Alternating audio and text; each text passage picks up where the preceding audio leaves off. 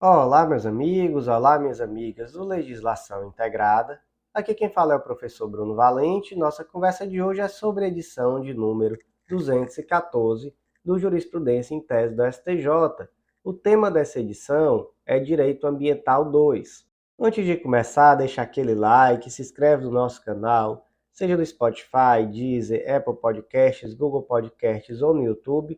Ativa o sininho para ficar sabendo das novidades e compartilha esse podcast com algum amigo que também tenha interesse. Não deixa também de nos seguir no Instagram, @legislação_integrada, onde todo dia tem novidade, e acessa nosso site legislaçãointegrada.com.br. Lá você vai ver que está tudo novo, você vai conhecer a Editora Integrada, uma editora totalmente focada em você, concurseiro, que tem interesse em publicar aquele livro, aquela monografia, aquela tese que está na gaveta e que é tão importante de estar publicado no momento de uma prova de títulos.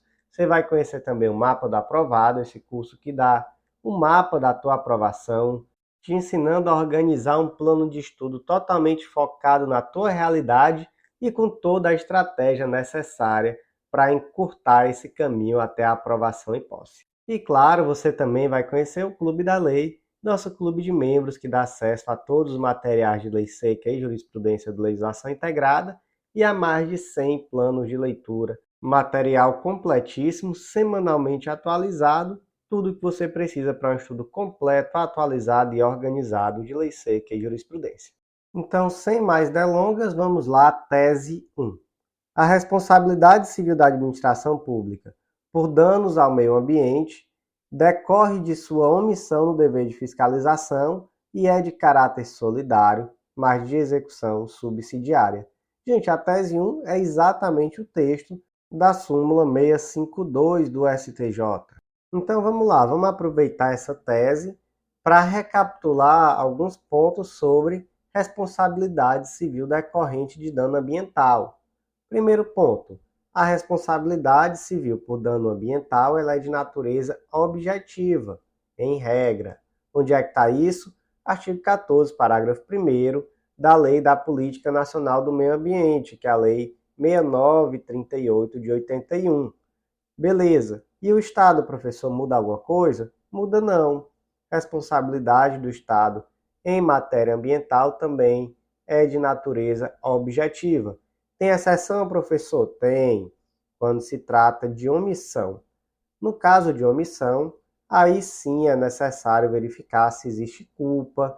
Então, se houve, por exemplo, uma falha no dever de fiscalização, que é exatamente desse tema que trata a tese, né? Responsabilidade civil da administração pública em caso de omissão no dever de fiscalização. Então, nesse caso, a responsabilidade ela é subjetiva, é necessário de fato demonstrar que houve uma omissão e essa omissão deve ter sido culposa, né? Deve ter existido uma culpa decorrente desse dever de omissão. E aí, gente, quais os outros pontos?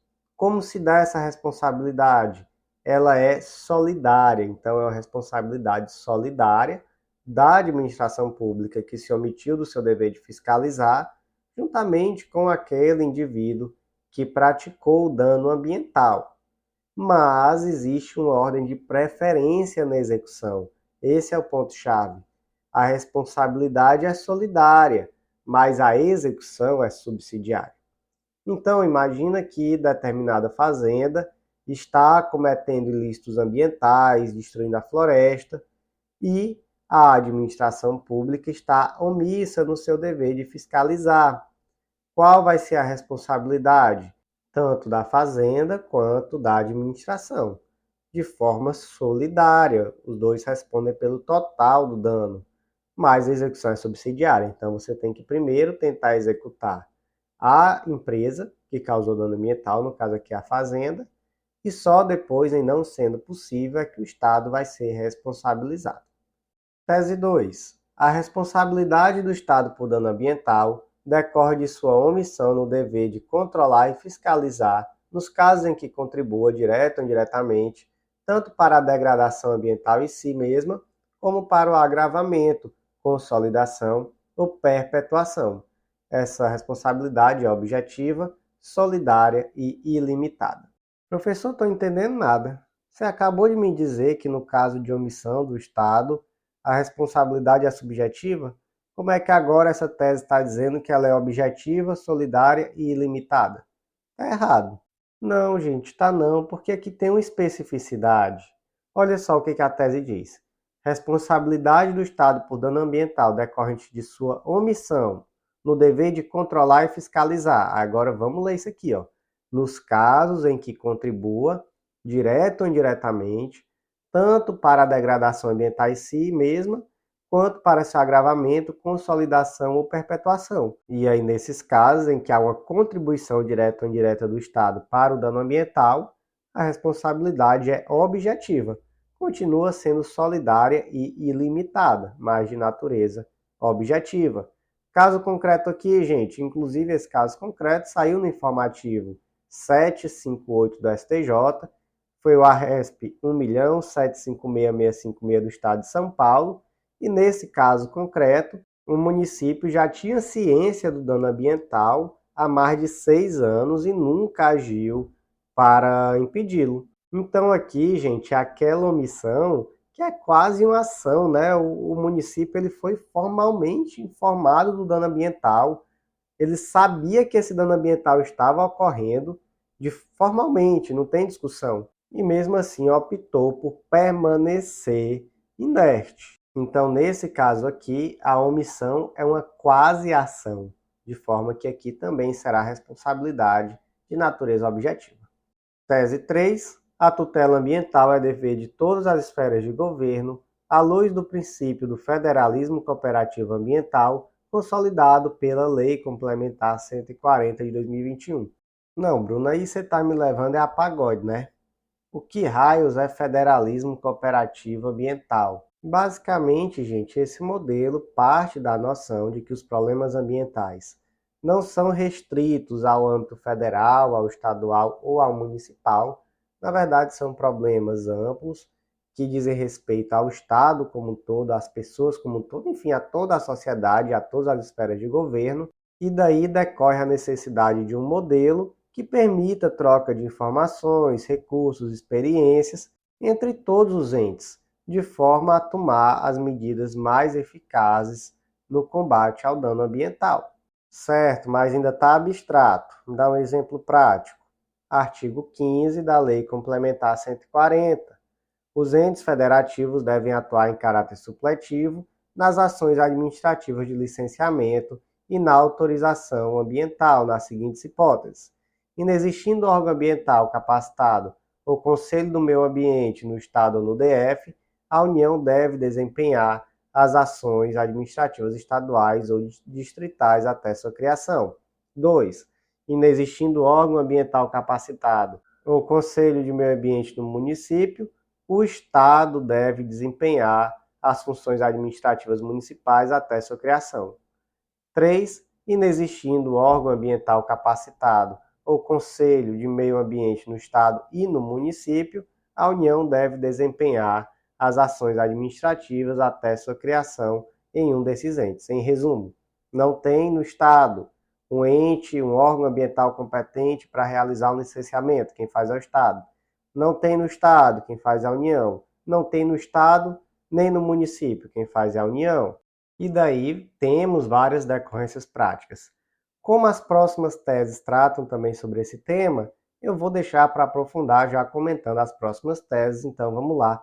Tese 4. O ordenamento jurídico brasileiro confere a todos os entes federativos o dever poder de polícia ambiental, que engloba a competência de fiscalização, regida pelo princípio do compartilhamento de atribuições, e a competência de licenciamento, na qual deve prevalecer o princípio da concentração mitigada de atribuição. Para entender isso aqui, precisamos ler o artigo 17 e o parágrafo 3º da Lei Complementar 140. Artigo 17. Compete ao órgão responsável pelo licenciamento ou autorização, conforme o caso, de um empreendimento ou atividade, lavrar auto de infração ambiental e instaurar processo administrativo para a apuração de infrações à legislação ambiental cometidas pelo empreendimento ou atividade licenciada ou autorizada. Então, o que disse aqui o CAPT? Vamos lá. O órgão responsável pelo licenciamento ou autorização, ele vai também ser o responsável por lavrar auto de infração ambiental e por instaurar processo administrativo ambiental com o objetivo de apurar eventual infração. E aqui diz o parágrafo 3º, que o disposto no caput deste artigo não impede o exercício pelos entes federativos da atribuição comum de fiscalização da conformidade de empreendimentos e atividades efetiva ou potencialmente poluidores ou utilizadores de recursos naturais com a legislação ambiental em vigor, prevalecendo o auto de infração ambiental lavrado pelo órgão que detenha a atribuição de licenciamento ou autorização a que se refere o caput. Então vamos lá. Primeiro disse que o órgão responsável pelo licenciamento, ele também é o responsável por lavrar auto de infração e instaurar procedimento administrativo ambiental. É isso que disse o caput. O parágrafo 3º diz assim, beleza, mas os outros entes também podem fiscalizar, especialmente quando se tratar de um empreendimento que seja efetivamente ou potencialmente poluidor ou utilizador de recursos naturais. Beleza. Mas, apesar do parágrafo 3º trazer essa possibilidade, que inclusive decorre do princípio do federalismo cooperativo, ele traz que haverá prevalência sempre daquele auto de infração que foi lavrado pelo ente licenciador ou autorizador. Então, aqui o que o parágrafo 3º diz? Que na prática prevalece a atuação do ente, que é o ente legitimado a realizar o licenciamento ou autorização. Tá, mas isso dá brecha a situações complicadas, não dá? E se o ente que é o competente ao licenciamento tiver omisso? E aí, como é que fica? Fica por isso mesmo? Gente, aí o STF, na DEI 4757 do Distrito Federal, essa DEI foi julgada em 2022, saiu no informativo de número 1079 do STF, ele deu uma interpretação conforme a Constituição, esclarecendo que a prevalência do auto de infração lavrado pelo órgão originalmente competente para o licenciamento ou autorização ambiental não exclui a atuação supletiva do outro ente federado, desde que comprovada a omissão ou a insuficiência na tutela.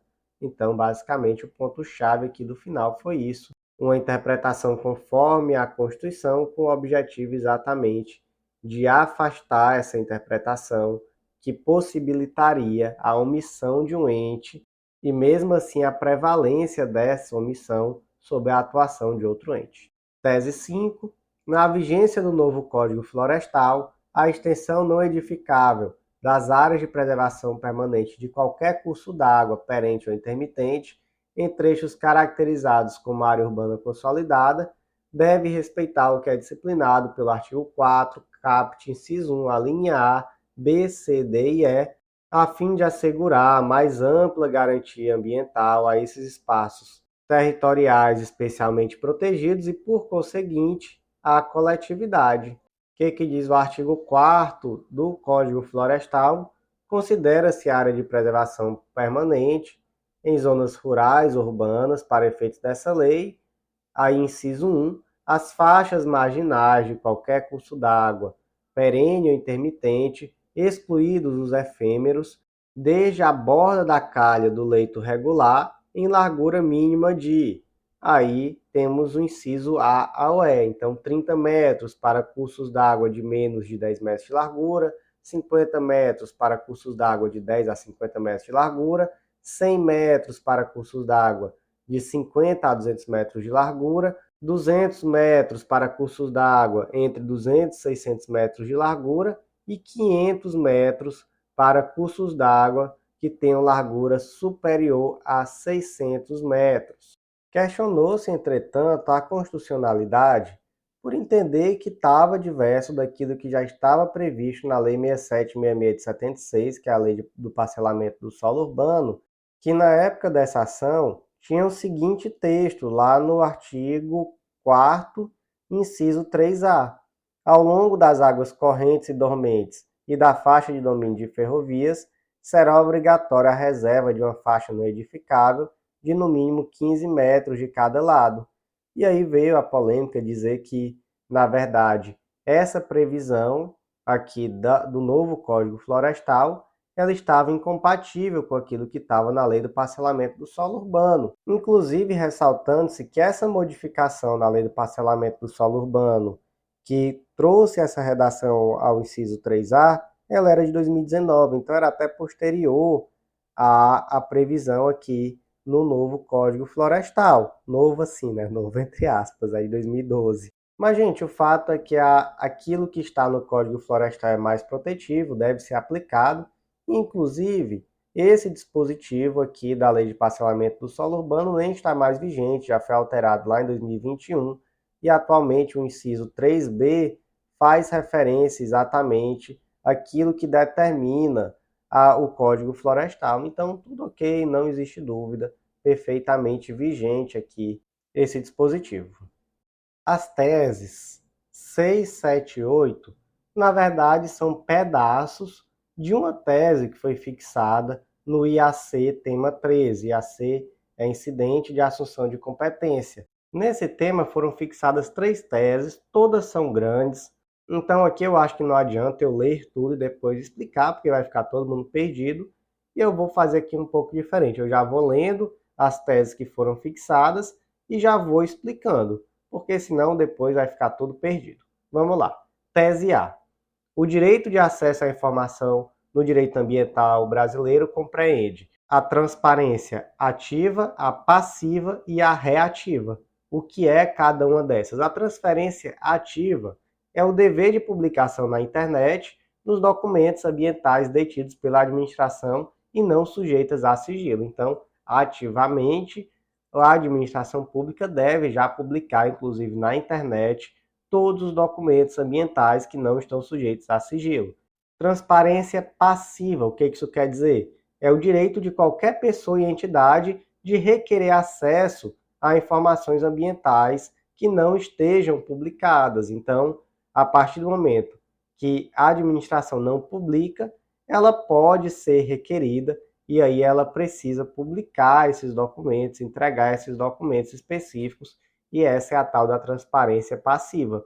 E temos também a transparência reativa, que é o direito a requerer a produção de informações não disponíveis para a administração. Então imagina que a administração não tem um dado que era fundamental, que ela deveria ter. Então imagina, você bate lá na porta da administração pública e diz: moço, quantos hectares da floresta amazônica foram derrubados no ano de 2022? E aí o moço disse: sei não, faço nem ideia. E aí você diz: pô, administração, pelo amor de Deus, isso é um dado fundamental. Descobre aí, produz aí esse dado. Se não dá mais para fazer em 2022, faz em 2023. Então veja como é diferente da transparência passiva. Na transparência passiva, a administração pública já tem o dado, ela só não deu publicidade. Na reativa, ela ainda tem que produzir o dado, porque o dado nem existe. Então, 3 conceitos aqui extremamente importantes: transparência ativa, passiva e reativa. Tese B. Presume-se a obrigação do Estado em favor da transparência ambiental, sendo ônus da administração justificar seu descumprimento, sempre sujeita ao controle judicial nos seguintes termos: na transparência ativa, demonstrando razões administrativas adequadas para a opção de não publicar; na transparência passiva, de enquadramento das informações nas razões legais e taxativas de sigilo; e na transparência ambiental reativa, da irrazoabilidade da pretensão de produção da informação inexistente. Então, olha só, a tese B, ela vem para trazer mais complexidade àquilo que já veio na tese A. Ele diz: olha, Estado, é tua obrigação ter transparência em matéria ambiental. Então, sempre que alguém demandar, requerendo dado, requerendo transparência, em regra você vai ter que trazer esse dado. Quando é que você não vai precisar trazer esse dado? Como é que você justifica? No caso da transparência ativa, você justifica que não publicou por razões administrativas adequadas. Então você diz: olha, eu tive aqui um motivo para não publicar, e aí você vai ter que trazer que motivo foi esse motivo tem que ser válido. Na transparência passiva, você vai ter que demonstrar que era hipótese de sigilo. Então você disse assim, olha, você me requereu, mas eu não vou poder te entregar, porque aqui realmente é uma hipótese de sigilo. E aí são hipóteses legais e taxativas. E no caso da transparência ambiental reativa, você vai ter que demonstrar que não é razoável aquela pretensão de produção daquela informação que até então ainda existe. Então, como é que você se defende, Estado, para não ter que dar publicidade a algo em cada um desses termos aqui? Na ativa, você demonstra a razão administrativa para não publicar. Na passiva, você demonstra que é hipótese de sigilo. E na reativa, você mostra que não é razoável produzir aquele determinado dado, seria extremamente custoso e que não existiria uma vantagem que justificasse. Tese C. O regime registral brasileiro admite a averbação de informações facultativas sobre o imóvel de interesse público, inclusive as ambientais. E aqui, no caso concreto, o que aconteceu? O Ministério Público, isso aqui foi no RESP 1.857.098 do Mato Grosso do Sul. Nesse caso concreto, o Ministério Público requereu, como uma forma de proteção do meio ambiente, que fosse registrado na matrícula dos imóveis rurais de determinada região que esses imóveis rurais estariam abrangidos por áreas de proteção ambiental, por APAs. E aí, primeiro ponto, é obrigatório esse tipo de registro? Não, não seria necessário. Tanto é que se falou aqui que se tratava de uma averbação facultativa. Mas olha só, é uma averbação facultativa, ok. É vedado? Não. Então é possível. E nesse caso concreto, essa averbação da APA no registro do imóvel tinha um objetivo muito claro de tutelar o meio ambiente. Então, perfeitamente possível, não existe nenhuma vedação legal, então sim, é possível escrever na matrícula do imóvel que este imóvel, na verdade, está em área de proteção ambiental. E a tese D complementa a C. O Ministério Público pode requisitar diretamente ao oficial de registro competente a averbação de informações alusivas às suas funções institucionais. Então é isso, né? O Ministério Público pode sim requerer, uma das funções institucionais do Ministério Público é a proteção do meio ambiente, então ele pode requerer que sejam inscritos nas matrículas dos imóveis de determinada região que esses imóveis estão situados em áreas de proteção ambiental. As teses 9 e 10 serão analisadas conjuntamente, porque dizem respeito ao mesmo caso concreto. Tese 9, em vista das circunstâncias específicas e homogeneidade dos efeitos do dano ambiental verificado no ecossistema do Rio Sergipe, afetando significativamente por cerca de 6 meses o volume pescado e a renda dos pescadores na região afetada, sem que tenha sido dado amparo pela poluidora para a mitigação dos danos morais experimentados e demonstrados por aqueles que extraem o sustento da pesca profissional, não se justifica em sede de recurso especial a revisão do quanto arbitrado a título de compensação por danos morais em R$ 3.000. Tese 10. O dano material somente é indenizado mediante prova efetiva de sua ocorrência, não havendo falar em indenização por lucros cessantes desassociada do dano efetivamente demonstrado nos autos. Assim, se durante o interregno em que forem experimentados os efeitos do dano ambiental houve o período de defeso, incidida a proibição sobre toda a atividade de pesca do lesado, não há a cogitar em indenização por lucros cessantes durante essa vedação. 2 comentários aqui sobre essas teses. Primeiro, não são teses. Tese é algo que você fixa em abstrato com o objetivo de ter aplicação em casos concretos. E aqui, na verdade, aparentemente faltou tese para colocar e eles pegaram um julgado concreto, específico e disseram que era uma tese. Então, não são teses. E segundo ponto, esse termo interregno, que foi utilizado aqui da seguinte forma: se durante o interregno em que foram experimentados os efeitos do dano ambiental houve período de defeso. Interregno eu pesquisei no Google e é o intervalo entre 2 reinados, mas aqui foi utilizado como sinônimo de intervalo mesmo.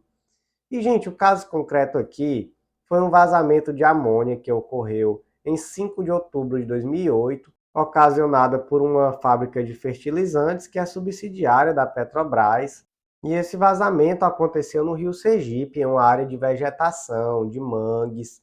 Então foi algo muito complicado, causou um dano ambiental muito grave e prejudicou os pescadores da região. Então tratou-se aqui de um direito individual homogêneo e no final das contas, essa empresa foi condenada a pagar R$ 3.000 a título de danos morais a cada um dos afetados. E danos materiais? Aí realmente não houve condenação por danos materiais, porque nesse período em que a região ficou contaminada, coincidiu com o período de defeso. Então, nesse período realmente era proibido qualquer tipo de pesca. E por isso entendeu-se que não foi demonstrado dano material, mas dano moral, sim. E aí os pescadores foram indenizados em R$ 3.000 cada. Meus amigos, por hoje foi isso. Deixa aquele like, compartilha com aquele amigo que eventualmente tem interesse nesse tipo de conteúdo. Ajuda muito o canal a crescer e incentiva a gente a continuar com esse trabalho. Acesse legislaçãointegrada.com.br, vem conhecer a Editora Integrada, o Mapa do Aprovado e o Clube da Lei. Com certeza nós temos muito a contribuir nessa tua jornada rumo à aprovação. Seremos parceiros até lá e eu tenho certeza que vai ser muito em breve aprovação e nomeação. E é isso, meus amigos. Eu agradeço vocês. Até a próxima.